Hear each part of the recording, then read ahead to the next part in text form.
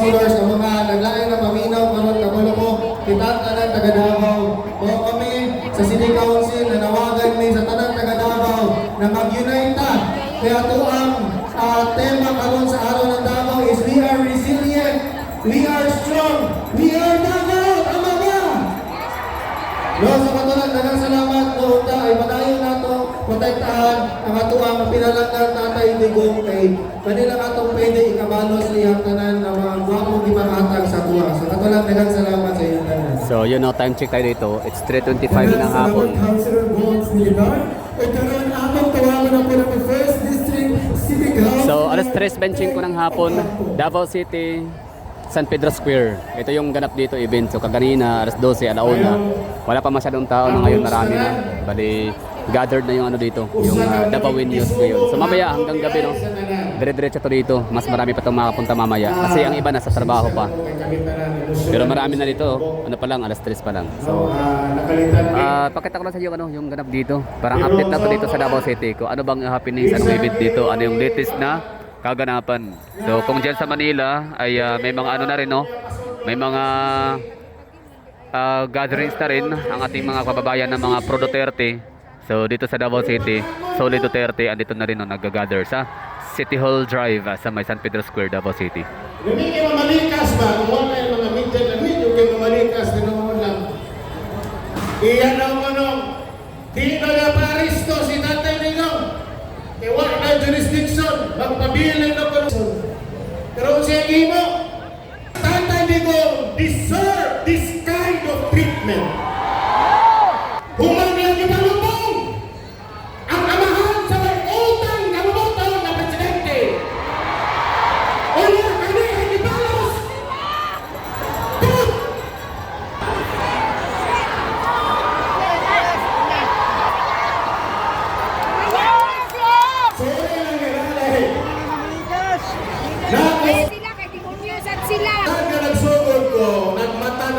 Pagdumala sa mga Duterte dinis syudad sa Davao.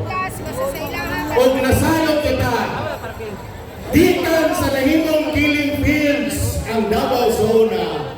Paglingkod ni Tatay Digong gitransport niya ang Davao og karon ingon ani na ni karon tungod nila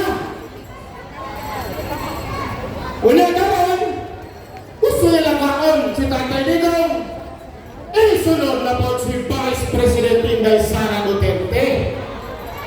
Musunod pa ba silang mag-ari? Hindi! Katulog na ito, ay masipa ang atong katulog. Nana sa matagang balagod, wala'y makapugong sa duha.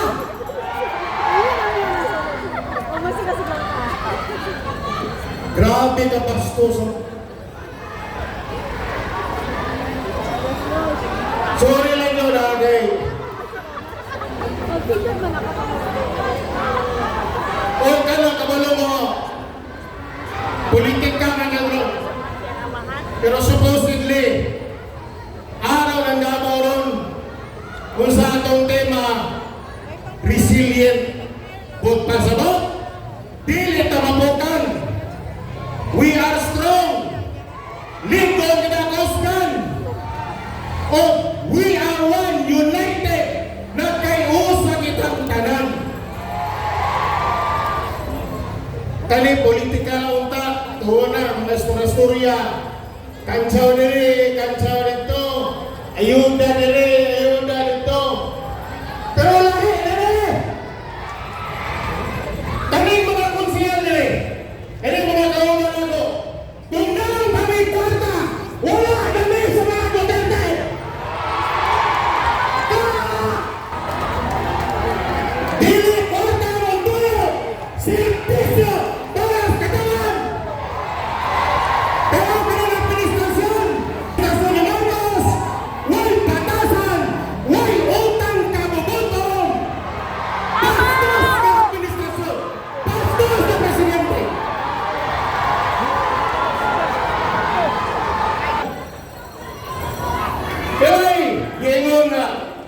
Yung loose time, 128 mil, 125. Hey, budget ng balos-los. 5.8 billion! Ipesada 125 bilit pinit kong tarong. Gigas kong tarong yung sa buwa. Pero di nyo sila matoo. Kaya gusto lang nila wala. Kaya kamulo sila sa 2028 ma-presidente si Vice President Sara Duterte.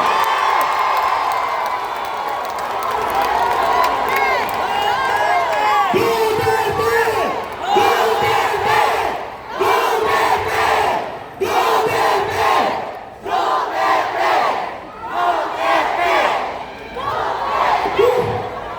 Okay na po.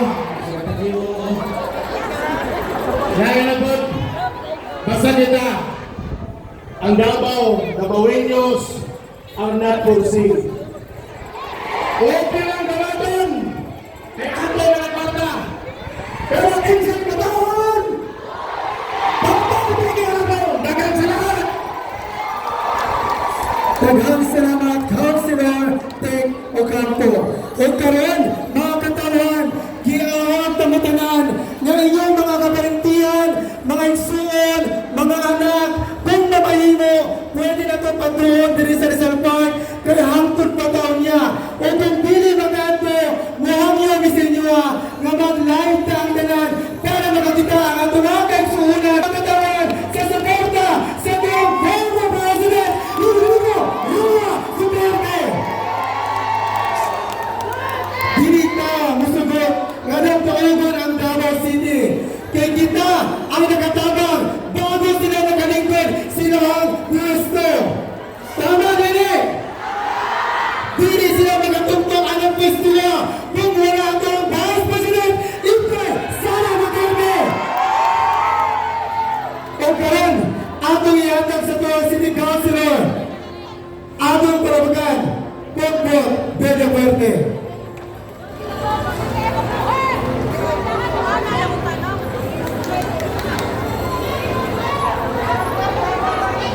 O karon, ato sa ihatag sa former City Councilor nga naadili karon para itanayag ang iyang suporta sa tuwang former President atong palakpakan former City Councilor Danny Hirang. May hapon sa tanan. Mabuhay ang masang Pilipino. Kani kalma lang sa takay. Bago kayong pagka-diskurso ni o pagpaka na to si Tek Ocampo. Of course, atong Vice Mayor.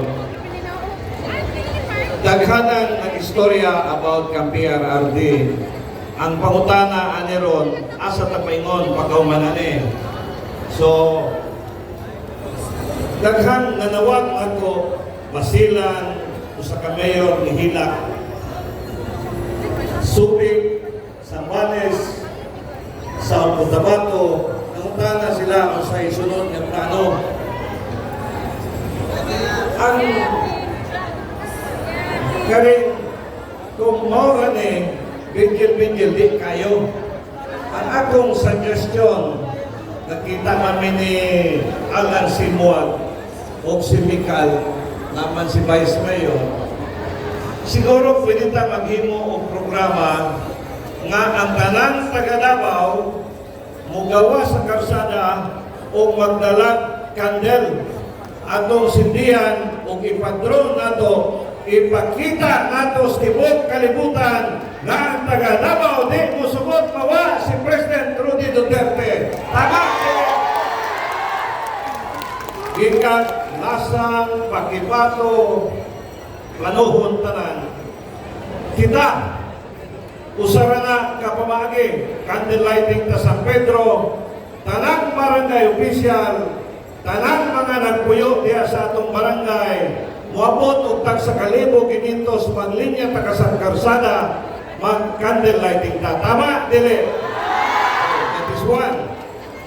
Number two, dako kayo ang Almendras Gym, youth sector, Muslim, women's, barangay official, mag-uuma, mag-isdaay, magtapong tagya tatanan sa Almendras Gym o magplano ta unsay atong buhaton. Tama dili? Dili ni makaya og isa duha ka tawo magplano. gikinahanglan expanded and intensified effort sa atong kanan with unity of command. Usara ang linya o asa ta paingon. So, muna ang ikaduha na akong suggestion. Naman din sila din nakita inimikal ganiya.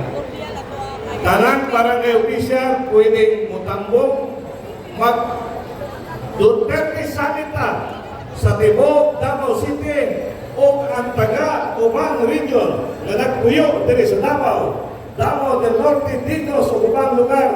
Gusto mo sanot din panahon na to o kung sa'y sunod katong liho. Tama o dili? Tama. Ikaduha. Ikatulo. Ang tanang diktador hadlok sa social media. Ang tanang diktador o kabusado hadlok sa mga kabatanunan. When I was Student Council President, panahon sa iyang papa, manginda ni Karsada. Wa magdugay na pukan na to ang kaning diktador, amahan sa atong Presidente karon. Ang akong pasabot, ikatulo, ganito na to ang atong cellphone. Ganito na to ipanasa lete sa atong mga igsuon. Dala ang hangyo nga i-share na to sa lain-lain lugar sa Europa, sa tanan sa Tibok Pilipinas, aron masayot ang katawan o unsay gihimo nila diri sa Pilipinas o kang President Duterte o sa iyang pamilya. Tama, dili? Tama! Katulo. Tama, kay wala tayong media, di na ta magsalig nila. Kita na, mag-uuma, labasira, antakero, sabonero, gamit ng cellphone. Tama, dili? Ipaabot na ito lang. Kaganiya akong naistorya ang taga-Europa. Nangandang na po sila dito o ilang ikasubok basig dalhon si President Duterte nga ito sa laing nason. Musubot pa mo, dili? Apan, sa tagdalan dili sa dakmayan sa Davao. Usan nini, namay mga dakong opisyal niya, tapos ta sa Medras Gym. Representante sa mga kapitan, mga batanon, mga vendors, mag-umat takong ta. Manuho na to kung sa isunod na itong plano. So, mao ka na ang akong ikaambit din mag-uwantag kumang 186 barangay sa tag sa kalibo, 186,000. Tama, dili. Tanang barangay na cellphone sa tag 500 subtak sa kalibo matag barangay 186 cellphone tanang magpaydayon sa atong gitawag natong messaging sa ubang lugar sa tibuok kalibutan diya maminaw ang gobyerno kanang tama dili karon nadiri ang grupo ni Pastor Kibuloy maayo man yun na sila. Pagpaka na to sa Pastor Kibuloy. Mabuhay si Pastor Kibuloy. Agwantahan lang ninyo ng inyong television niya. Ayaw yung pauman na padayon mo, padayon. Iampo na to. And all of us will operate within the bounds of the law. Dili ta mulihok na wala kasubay sa balaod. Kay ang atong nasod o ang atong mga igsoon na Duterte wala yun na mag-violate o balaod. Busa sa inyong tanan, kung unsa may mga kaliukan, do not go against the law. Ayaw yung supak sa balaod. Let's do it in a non-violent, walay katubot, but more prayer and more action. Tama, dili? Dili madaling gira. So I appeal to all of you, once we move, we operate within the bounds of the law. We talk, we discuss, we come up with consensus. We go with consultation and consensus and agree what is provided by law. Because muhatag na nilang lugway, muhatag nilang rason, aron kita, kukuron o panistan. Ang importante yan with the advent of media, kariya ta. And the awareness level will go up. Once the awareness level is up, mobilization is easy.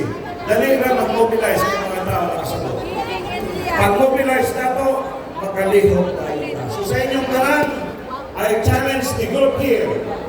Let's meet, let's look at my suggestion, and let's continue na natay sustainable na mga kalihukan para sa mga Duterte. Mabuhay ang mga Duterte! Mabuhay ang Ginaw-Daw! Mabuhay ang Pilipinas! Daghang salamat o may hapon sa inyong tanan. Daghang salamat, former Councilor Danny Dayangira. Ug karon